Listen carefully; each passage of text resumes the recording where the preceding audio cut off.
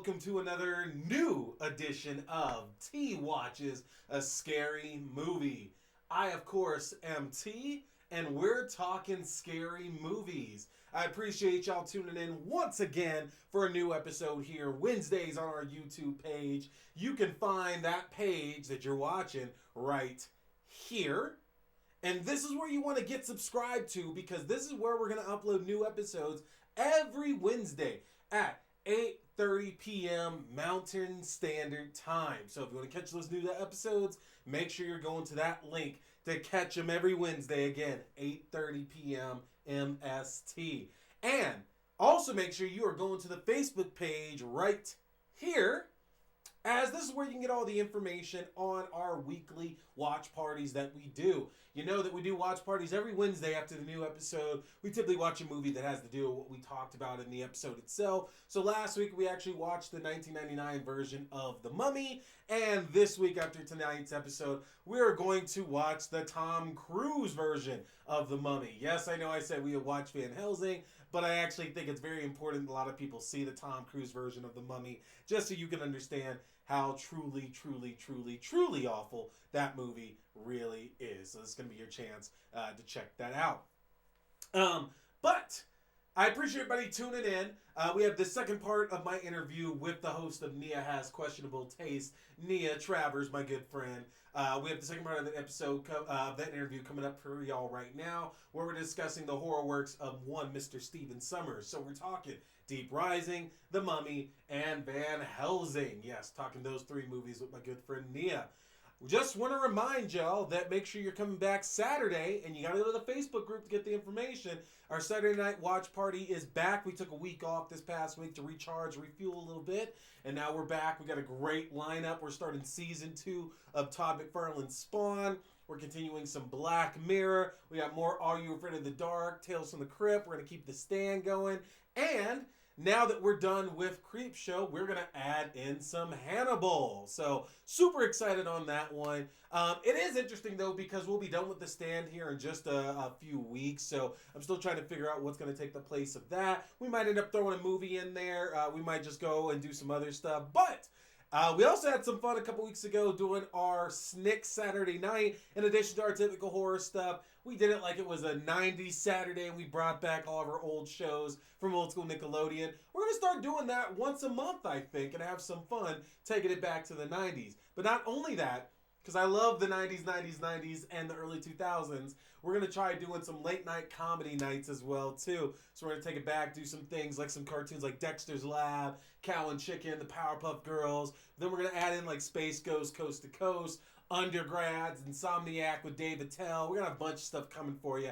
I'll let y'all know when that's coming up. But meanwhile, let's get back to my interview with the host of Nia Has Questionable Taste, Miss Nia Travers. Again, we are discussing the works of Mr. Stephen Sommers. Here it is. And then the roof caves in. Oh, and so it's at good. the same time, that the guy is like going like, he's like telling him in Egypt, to like quicker, faster, and he's telling the dig workers, and then the dig workers get the acid trap. Yeah. Yes. Oh, so good. Oh, that makes me like, I swear to God, y'all, like we talk about a lot of great movies on this show and stuff, but there is never a day where putting The Mummy on is not a good idea. That is such a good movie, and the scares are real, and it's so fun to think about that, because it makes me all the more excited again just to experience all that stuff another time.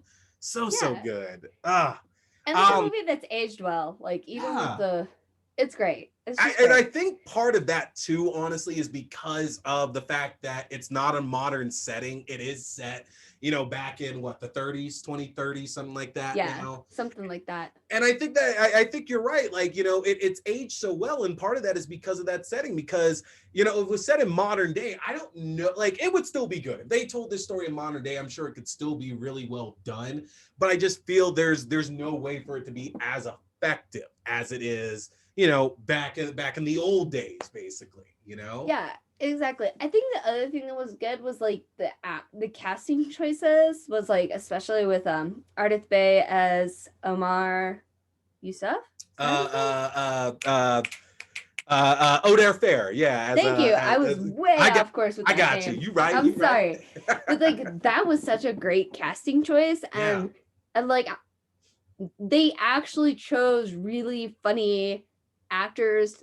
They just did great casting choices in that, and they Yeah. didn't have terrible accents, which is kind of what killed Van Helsing. Yeah, and it's funny because I wanted to talk about the cast of these movies as well too, but you're absolutely right. I mean, Rachel Weisz, who still hadn't made her big name in Hollywood as of yet. There, you had Jonathan Hyde, who was probably, to be honest, like the biggest profile actor as a part of that cast. As one of the he was working with the Americans, but he wasn't American though, is the thing. Yeah.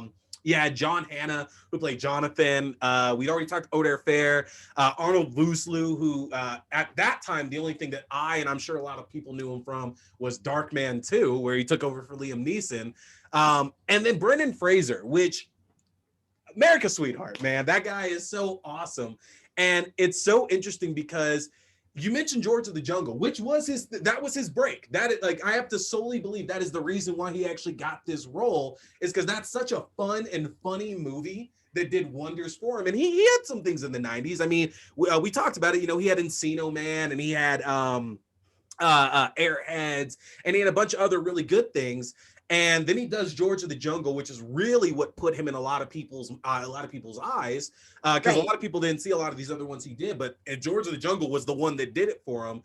But he's not an action star. That's the thing, is that Brendan Fraser was not an action star, and then he does this, and he's still not an action star, which is kind of the funniest thing about it, because usually that's what happens, is that you do one of these films, it works out so well, and you go on to do that. But my man stood tough and kept doing comedies after this now. I know, that was what's so crazy about it, especially because he did do his stunts in there. And so when they hang him in that movie, he almost died in real life. Like, he lost consciousness and they had to resuscitate him. Like, and what's so funny about it too is that, like, after he did that, like, he had he had what, Blast from the Past, he had like Bedazzled, Monkey Bone, that Looney Tunes movie, like all those movies, Space like that. Yeah, and he did like all those, like all the other mummy movies, sure. But it's so interesting because once we see him in George of the Jungle and you see him in The Mummy, you're gonna have a hard time convincing us that he's like a dweeb, or that he's not like somebody that women are into, or that he's not just like this strapping like hero, basically. And every other movie he did was making him that. And I was like, you got, like, these are good movies, but you got to be fucking kidding me if you want me to believe that this guy's having a hard time getting girls, having a hard time like just being like the big guy and everything. Come on. Perfect example of that, Dudley Do Right. Yes, I almost forgot about that. Him and Sarah Jessica Parker, right? Yes. Yes. Oh man. Oh my god. Like, yeah. They turned him into such a dork in that movie, and you're coming off of The Mummy and you're just like, where'd you go? And you mentioned it, but the cast of Van Helsing, obviously, we have Hugh Jackman, who I want to say this came out right after X-Men 2, because that's when like X-Men was blowing up, because X-Men 1 is a great movie. I've soured on X-Men 2 in recent years. But that's the big one. Yeah. And then after that, everyone's trying to do their own thing. So he does Van Helsing. So of course, this is supposed to be another big franchise for him. We get Kate Beckinsale, who I think this was still prior to Underworld, by maybe a year or two, who has a horrible accent in this film. It's so bad. It's so bad. It's like she's talking with a sock full of pennies in her mouth. Like, I understand. That, you know what? That sounded more clearer than she did in that fucking film. Oh God. You have Richard Roxburgh, who I mentioned yesterday. Most people probably don't realize what they recognize him from, but he actually played the bad guy in Moulin Rouge, the guy that wanted Nicole Kidman's Satine character. The redhead creep. Oh, yeah, the creep, all right. And how we're talking about like Brendan Fraser playing this action hero, and then suddenly he's like just this geek in these other films. Same thing with this guy. This dude was a loser in Moulin Rouge, which is the only other thing I've seen him in that I can recall off the top of my head. He's this weaselly little asshole in that film. And suddenly, he's the cat's pajamas in Van Helsing. Yeah. We're supposed to believe he's this sexy and sultry and seductive He's not Dracula. at all, which is why it's so bad. Because like it implies that him and the brides, who are beautiful women, by the way, they are like, there is something about him that even though he like treats them terrible, he like flat out states he can't feel emotion. He has the worst mullet I've ever seen in my life. It's so bad. So but bad. Somehow, matter of sex fact, with him every night.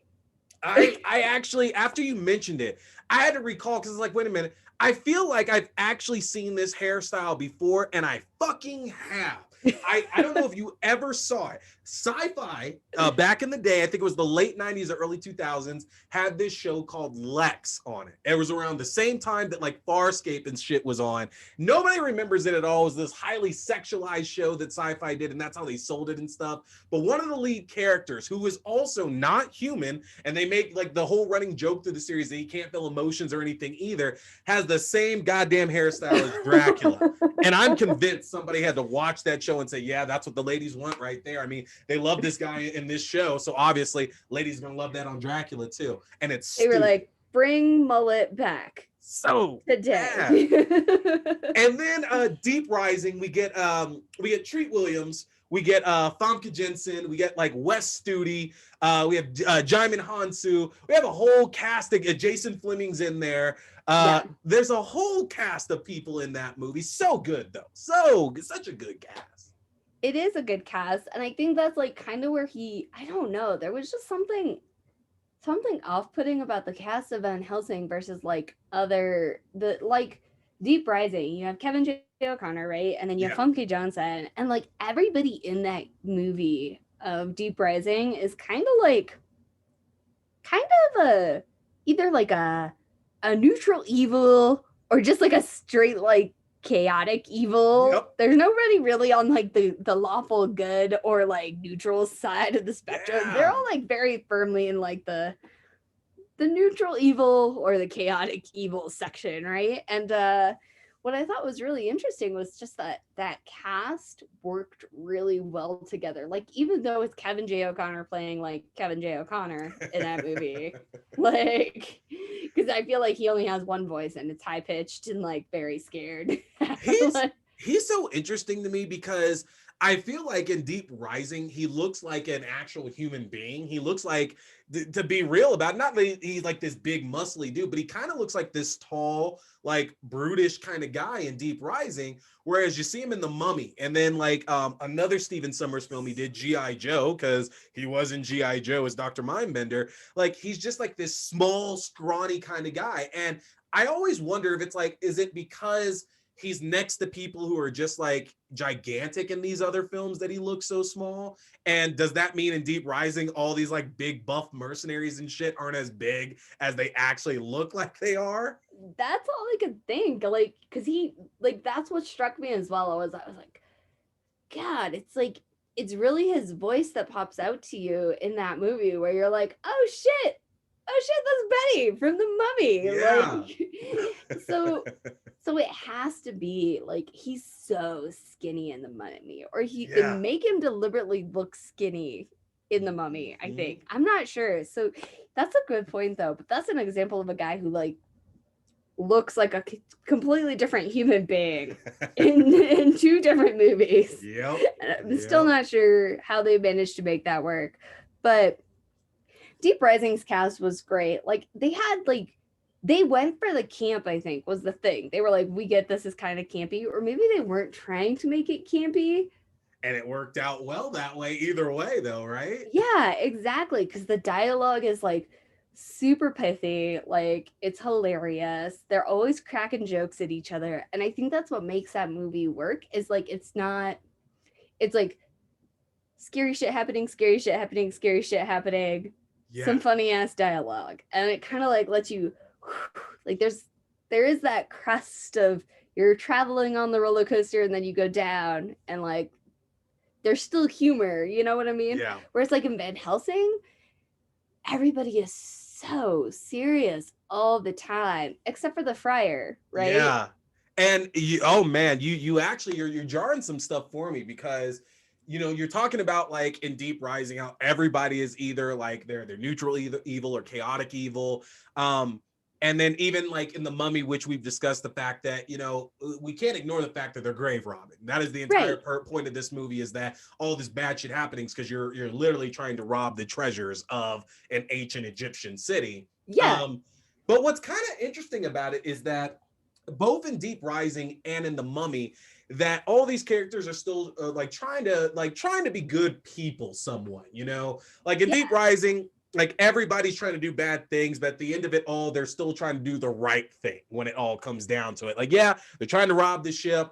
They're trying to, that's what everybody's goal is, to rob this damn ship, but they all eventually are doing the right thing. In the Mummy, even at the end, after everything that happens, O'Connell still tries to save Benny at the end of the movie.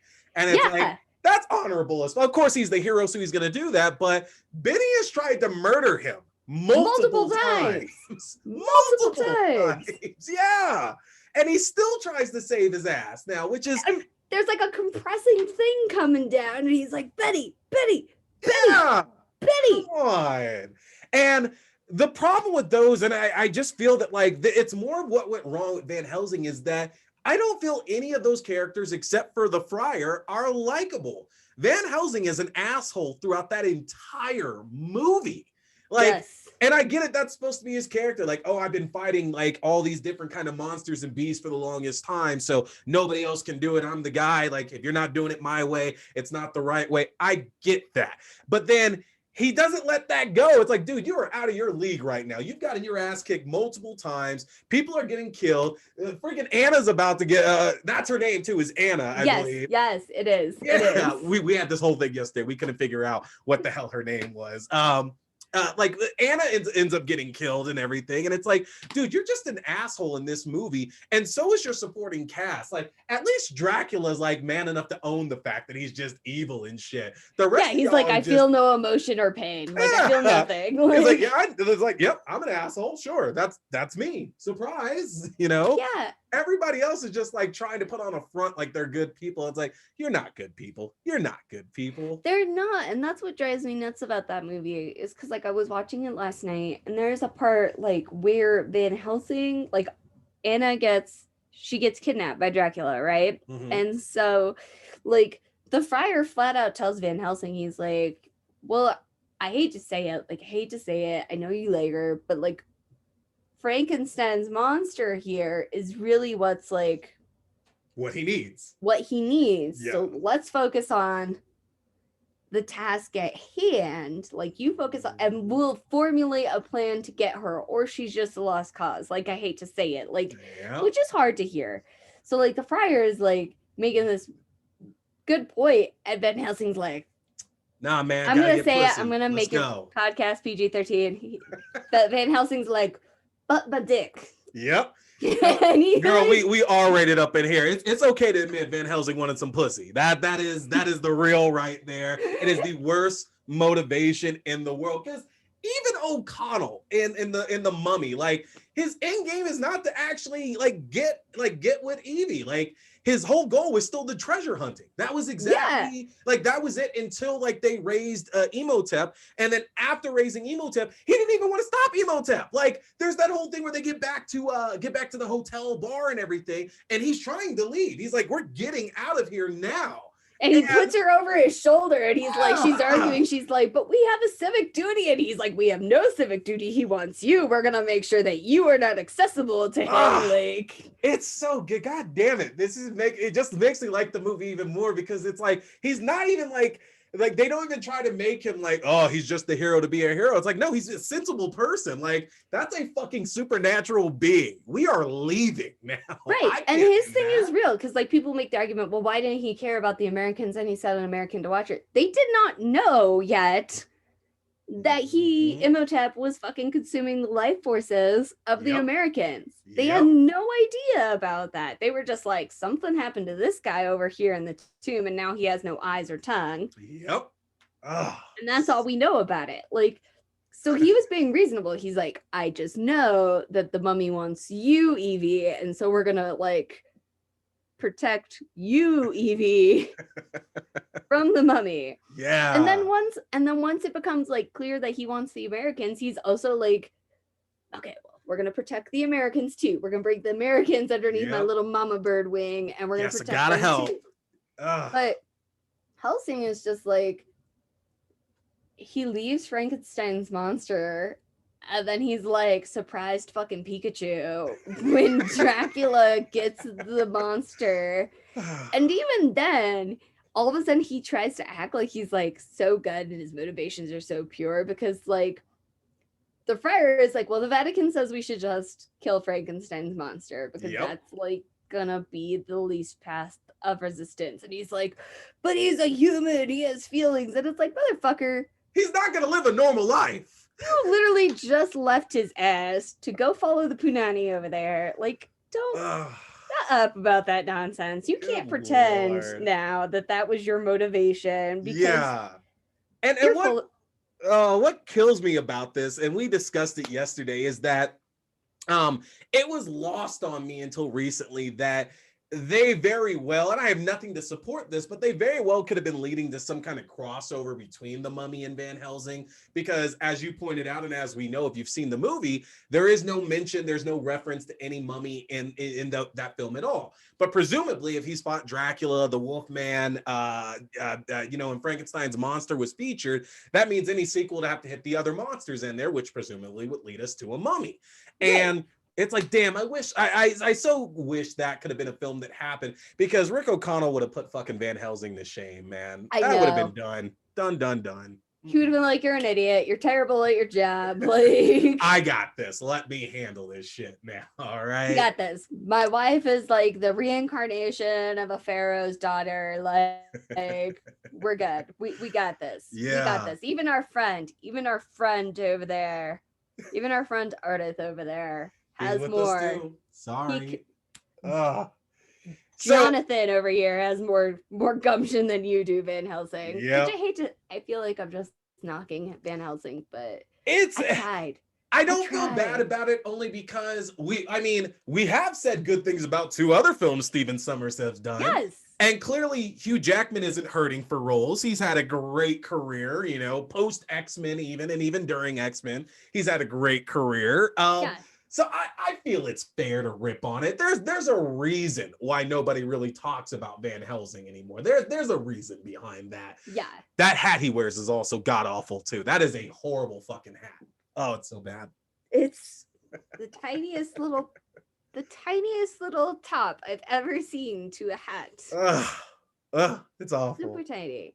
Yeah, but I don't know. Stephen Sommers is really good. He does have a great directorial style. Like if you watch all those movies, there's great visual shots in those movies. Even in Van Helsing, you can't argue that there's not great shots in those movies. And even more than that, honestly, what I think is so interesting is that you can tell, and you mentioned it with Deep Rising for sure, but I kind of feel like you can tell that his actors have a great time on his sets. That no matter what the end result ultimately is that it seems like everybody's having a great time working on his movies, honestly. Yeah. Like I would definitely say he is not the kind of, it doesn't seem like he has a toxic workplace on his set, because the actors seem to really love what they're doing. And they're just there to have a good time. You know what I mean? There's a great undercurrent of energy when you watch those movies. The actors came to play.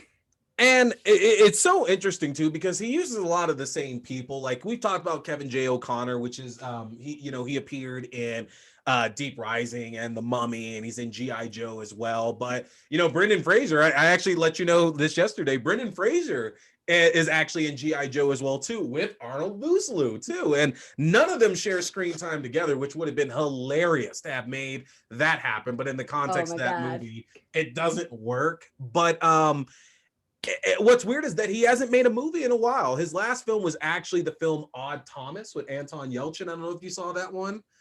I haven't seen it yet. I bought it, which is gonna sound so terrible, and I love the book, so I have no doubt that I'll love the movie. I never read the books at all. I matter of fact, I watched this because it came out in 2013, and I watched it just randomly because I was looking for something random on Netflix to watch, and it's not bad because I absolutely love Anton Yelchin, so I'll give anything a try that he was in. Rest in peace. Yeah. But it's so interesting that he hasn't really done anything since then, and I really wonder if he's retired or it's just that he hasn't been offered anything. And we talk a lot about sequels. We talked a lot about that in our previous recording. The Mummy ended up having multiple sequels. The Mummy Returns, The Mummy, Tomb of the Dragon Emperor. They did The Scorpion King and the various Scorpion King sequels. Van Helsing obviously was set up to be a franchise film, and Deep Rising was just a one-off, and I've told you about my fun sequel. But they feel like they wanted a sequel with that. You know what I mean? Like, maybe not the same cast, but definitely wanted to revisit that world again. Yeah. So, man, this has been really, really good conversation, Nia. If you have any last thoughts on any of these three films, what would they be? If there's anything, I guess you could sum up about these three films that you would say to our listeners and viewers out there, what would that be about? I would say that if I had anything to sum up about these films, obviously The Mummy is great, but Deep Rising seems to be the one that like not a lot of people have watched, and I think it was because it like had a bad release schedule. I think it came out at the same time as like another blockbuster movie, so it was just like a box office bomb.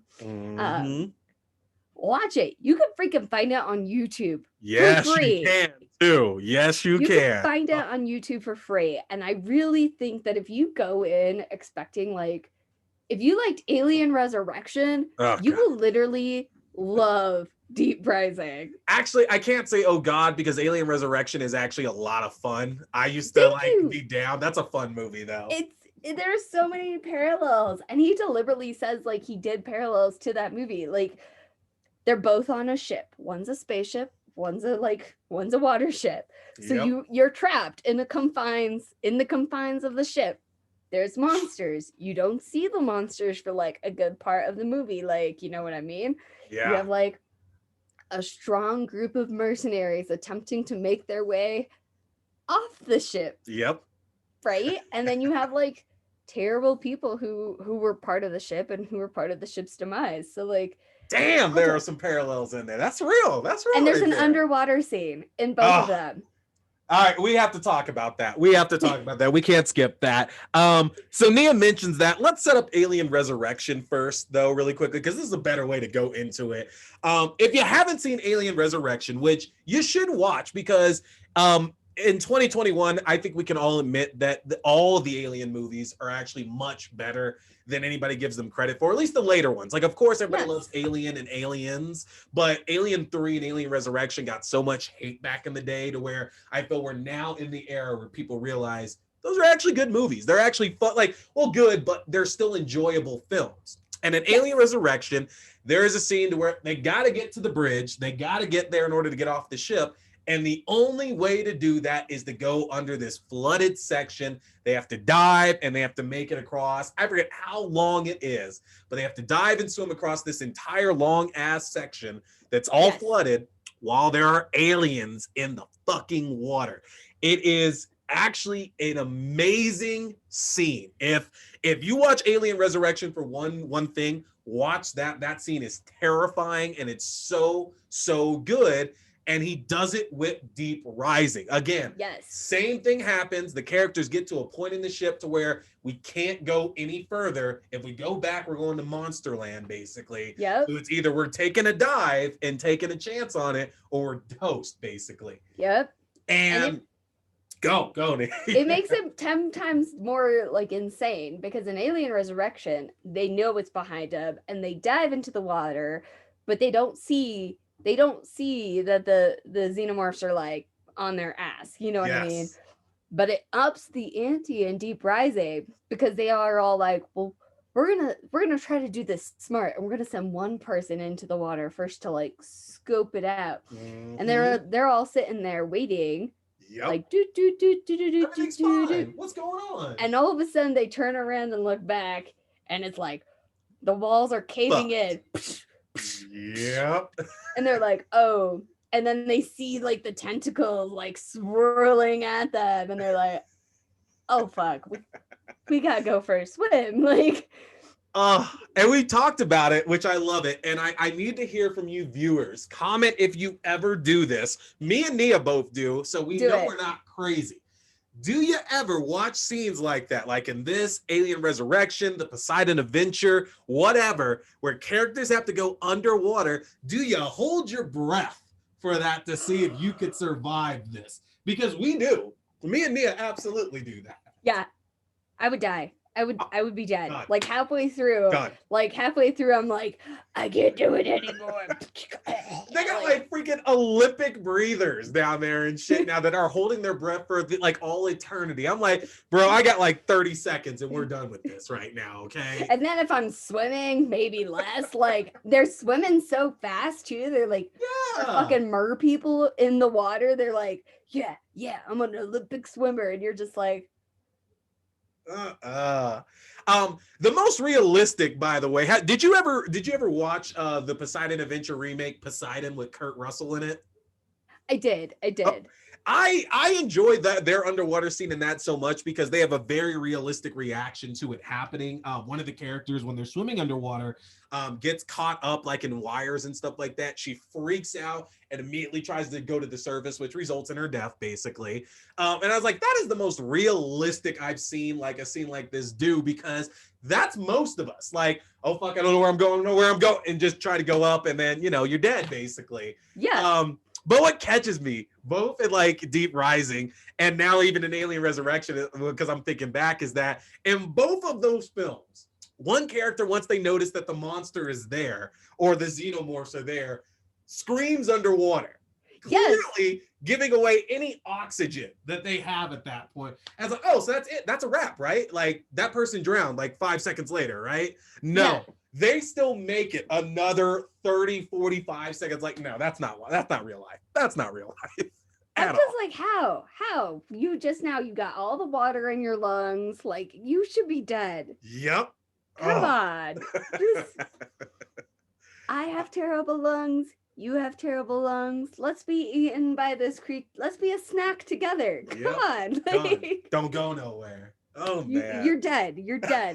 Real life says you should be dead. Nia, it has been so much fun having you here, getting to talk about the works of Stephen Sommers. And a treat for all of you tonight, because we are, this is obviously part 2 of a 2-part episode here. But we have 2 great watch parties. If you were watching last week when you're catching this, we actually did The Mummy. So we watched the 1999 Mummy with Brendan Fraser. Awesome film. And if you're tuning in tonight, we are going to give a go to Van Helsing. Just because we've watched Deep Rising on a watch party before, back on our Halloween Day watch party. It's time to throw in Van Helsing because we got to watch bad movies at some time.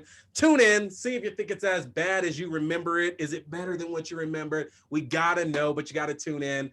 Nia, thank you so much for joining us today on T and Friends Watch a Scary Movie. Thank you for having me. Of course. What is coming up? What can we expect on Nia Has Questionable Taste in the future? So I'm trying to, somehow it's turned into me just like discussing B-horror movies. So upcoming in the future, we're going to be having some non-horror movies coming your way, probably some actions. But I'm going to like go a little bit off track, and I'm going to actually do a Japanese action movie that is one of the greatest films, I think, of all time, and just got like, never got released over here. And now it's really sad because they came out with the Hunger Games, and so everybody will just look at it and think that it's like a knockoff of the Hunger Games, which isn't fair because it's been out since 2000, and the Hunger Games came out way longer, and that's Battle Royale. So I'm really excited to do that. So that's going to be one of my favorites. I'm going to go a little bit harder into that B movie genre. Going to start off with Krampus for my new stuff, which is going to be great.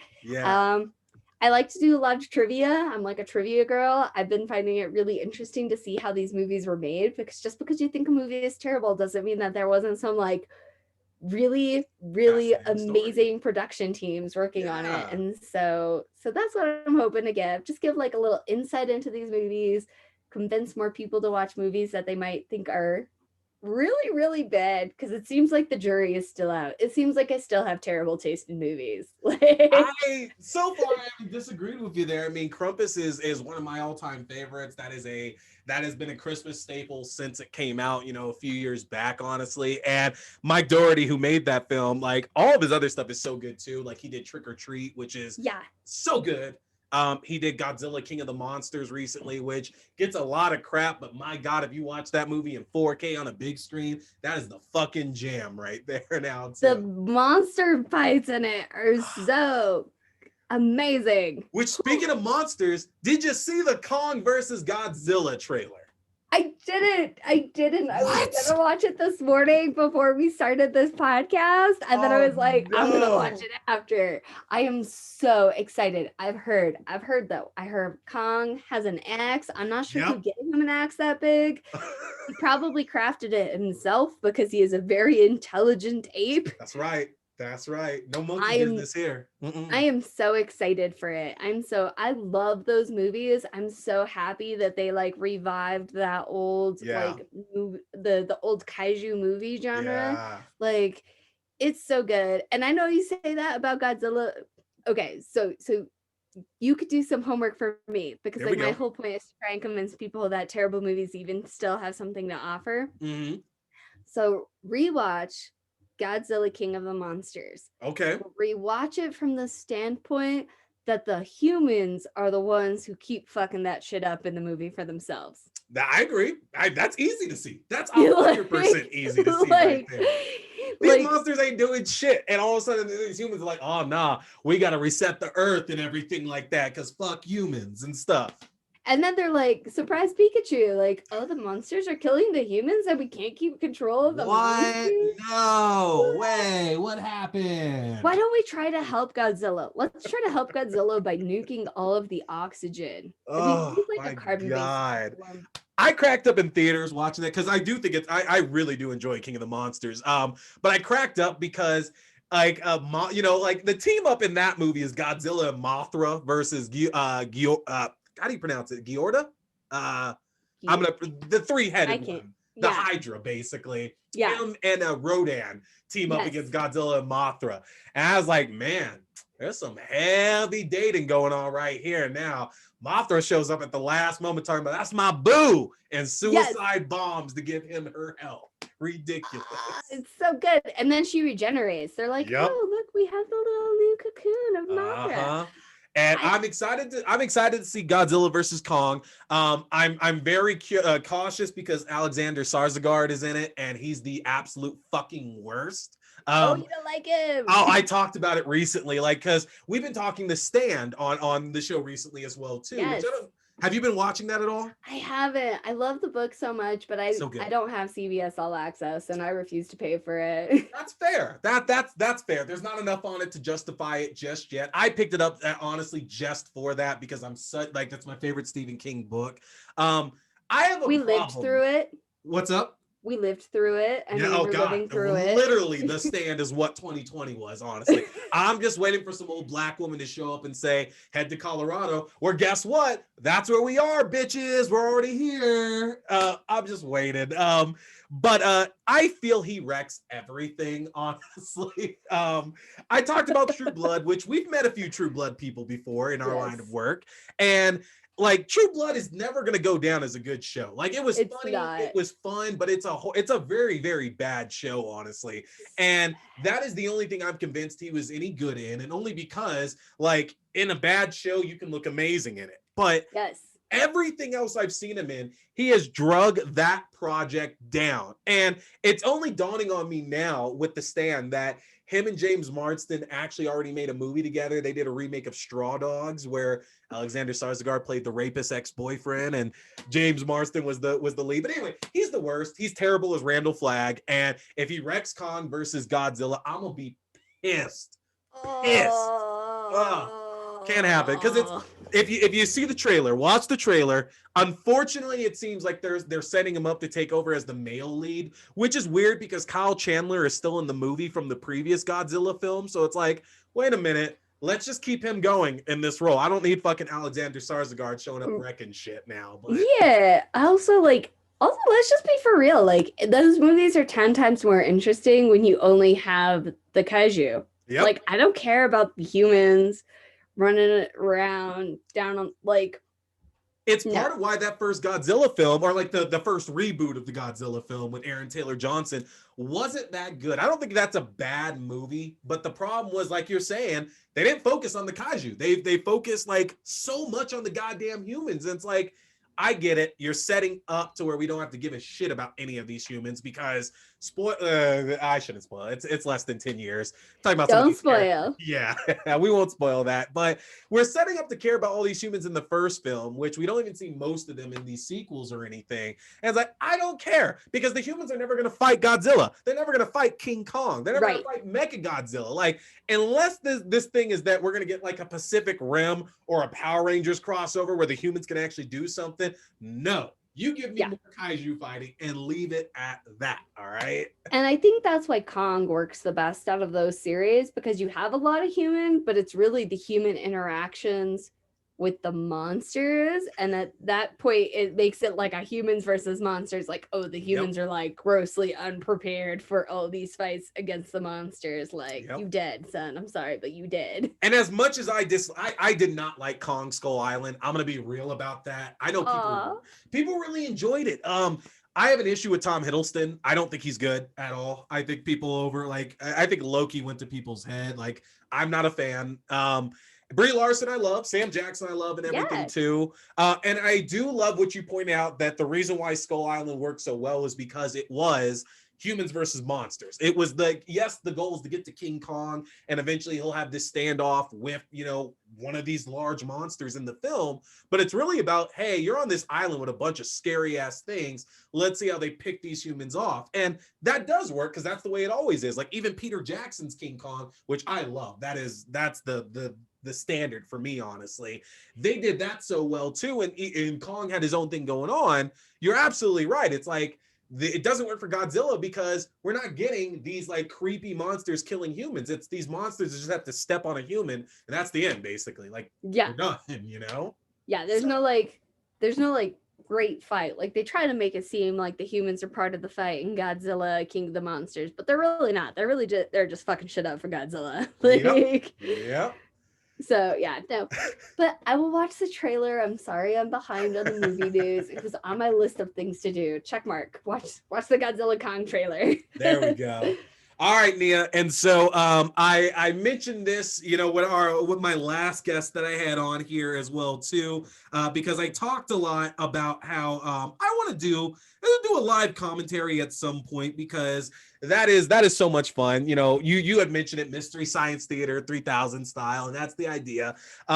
David Steinman, the director and writer of Santa Slay, who I had on last month, he said he'd absolutely come back and do it. So Nia, at some point, we are going to do a live commentary of a film that we'll all select and just sit down and go over together. Can I count on you to come back and do that with us? Yes. What I'm like, talking you don't. About.